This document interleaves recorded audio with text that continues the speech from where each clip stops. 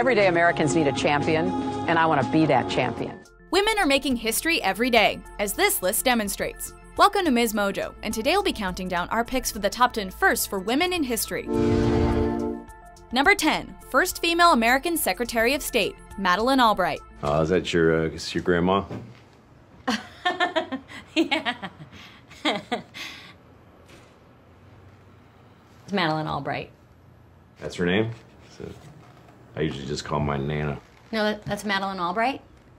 First female Secretary of State. In her early childhood, Madeleine Albright's father worked for the Czech government. The family eventually fled to the United States for political reasons, and this early personal indoctrination into foreign political power fueled her own career.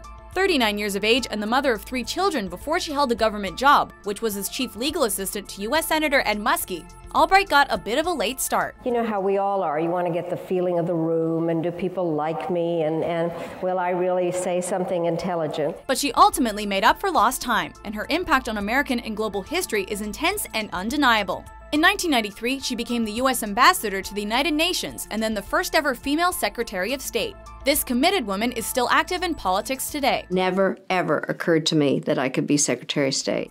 Number 9, first woman to win a Pulitzer Prize for fiction, Edith Wharton.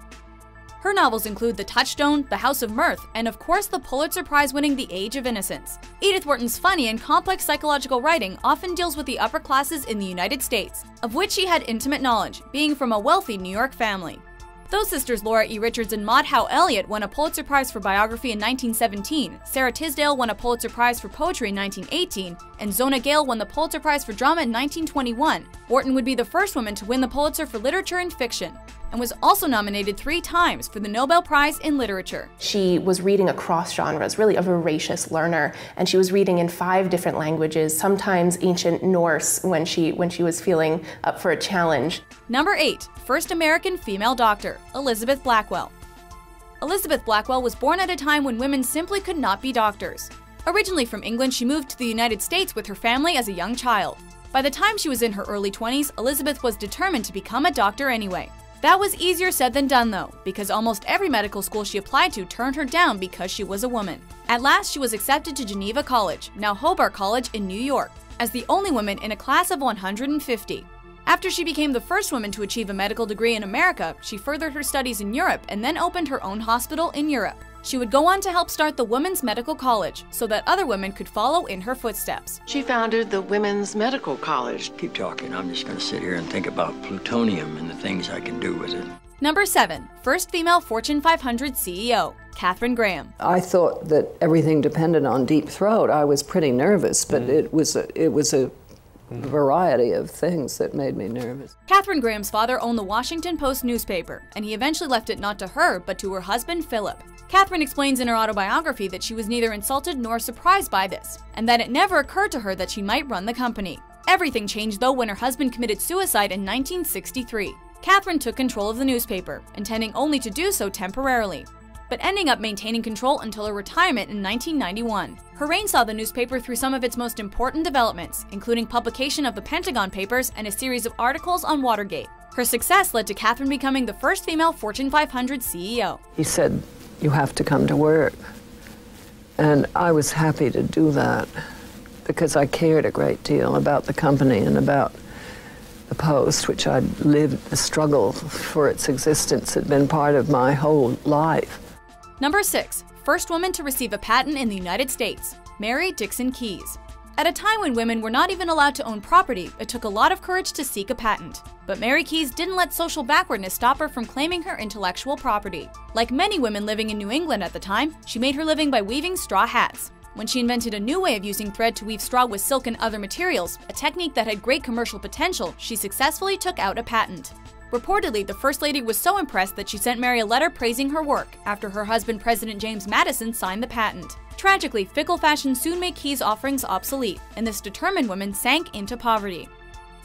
Number 5, first elected female head of government in the modern world, Sirimavo Bandaranaike. In 1960, Sirimavo Bandaranaike became the world's first woman prime minister, as everyone nationally and internationally was struck by the fact that the world's first woman prime minister should emerge from this small island nation. Sri Lanka, then known as Ceylon, was one of the first non-white nations within Western Europe to institute universal suffrage in 1931. Less than 30 years later, it became the first nation in the world to elect a female head of government, the formidable Sirimavo Bandaranaike. It was a time of instability, only 12 years after the country gained independence, but Bandaranaike stepped up to the challenge. She went on to serve 3 non-consecutive terms, 1960 to 1965, 1970 to 1977, and 1994 to 2000, playing a significant role in Asian politics and in the non-aligned movement. Since that time, she'd been followed by many more female heads of state, including Benazir Bhutto, who became the first democratically elected female head of a mostly Islamic state in 1988. My father would always say that if Nehru's daughter can become Prime Minister of India,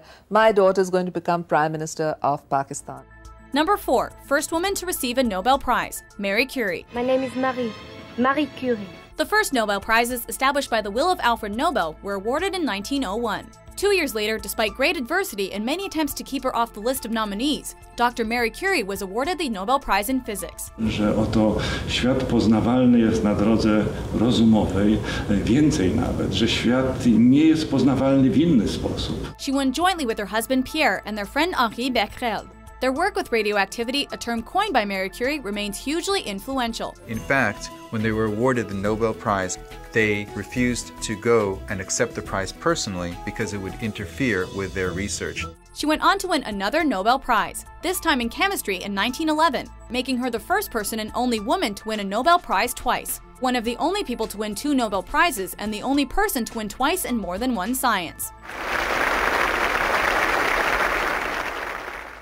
Number 3, first woman to lead an armed assault during the American Civil War, Harriet Tubman. She was very strong, very determined, very directed, and had a kind of forcefulness and a kind of authority that people felt when they were with her. Born into slavery in Maryland, Harriet Tubman rose against all odds to have a profound effect on American history. After escaping captivity, Tubman risked her life again and again to help other slaves escape. You have the courage and the care about other people to come back into a hell to try to get other people out of it. It's an amazing story. Not only was she active in the Underground Railroad, but during the American Civil War, she served as both a nurse and a spy. She's also credited as the first American woman to lead an armed assault, guiding soldiers up the Combahee River to attack multiple plantations and freeing over 750 slaves in the process. She was nicknamed Moses for her role in leading her people to freedom. It's a very, very proper name, I think, for her, and one that she definitely lived up to. Number 2, first woman to have flown in space, Valentina Tereshkova. Born to a poor Soviet family, Tereshkova started working full-time when she was only 17. In her free time, she learned how to parachute, and that skill is what took her from a textile factory to outer space. In 1963, she became the first woman to travel in space as the pilot of the Vostok 6. Though the mission lasted a little less than 3 days, the spaceship orbited Earth 48 times. After the voyage, she studied engineering and was honored as a hero of the Soviet Union. Since then, many women have followed her into outer space, including the first American woman and youngest American astronaut, Sally Ride. I don't think that I viewed really anything in my world differently after the flight. Before we unveil our top pick, here are a few honorable mentions.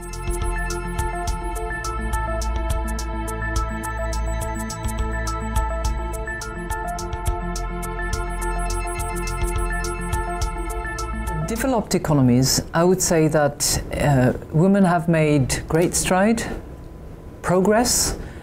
They are better represented and they're more engaged in the economies, in the politics, in social life. When principles have to be defended, when good has to be upheld, when evil has to be overcome, then Britain will take up arms. 2004. Yellen heads back to the Bay Area, this time to become president of the Federal Reserve Bank of San Francisco. 2005, Yellen feels uneasy about the U.S. housing market, saying, quote, "The housing sector represents a risk to the U.S. outlook." Number 1, first female pilot to fly solo across the Atlantic Ocean, Amelia Earhart. I know there's kind of a common theme that Amelia Earhart wasn't much of a pilot and less of a navigator, but I would dare anyone who says or thinks that to get in this airplane with just a compass and a road map from 1928 and make the trip that we just made. Airplanes weren't even invented until after Amelia Earhart was born, and she was just a teen when Ramon de la Roche became the first woman to receive an airplane's pilot license in 1910. It didn't take Amelia long to follow in Nahash's footsteps. Amelia Earhart demonstrates her flying prowess and adventurous spirit. And now, she is set to climb to new heights on her second attempt to cross the Atlantic. In the following decade, she set a lot of records, both for women and for human flight in general, including her famous non-stop solo flight across the Atlantic Ocean. In just under 15 hours, she flew her Lockheed Vega 5B plane from Harbour Grace, Newfoundland to Culmore, Ireland. Unfortunately, not all of her flights were successful, and she mysteriously disappeared in 1937 while attempting to circumnavigate the planet. When I get the right airplane, I shall attempt what no woman or man, for that matter, has ever attempted before.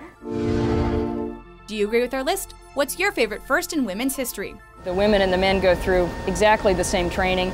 The women and the men do exactly the same jobs on orbit. For more exciting Top 10s published daily, be sure to subscribe to MsMojo. I could put out a whole newspaper dedicated to The Rock. I'd be a publisher just like Katharine Graham. Or that lady who wheels Larry Flint around.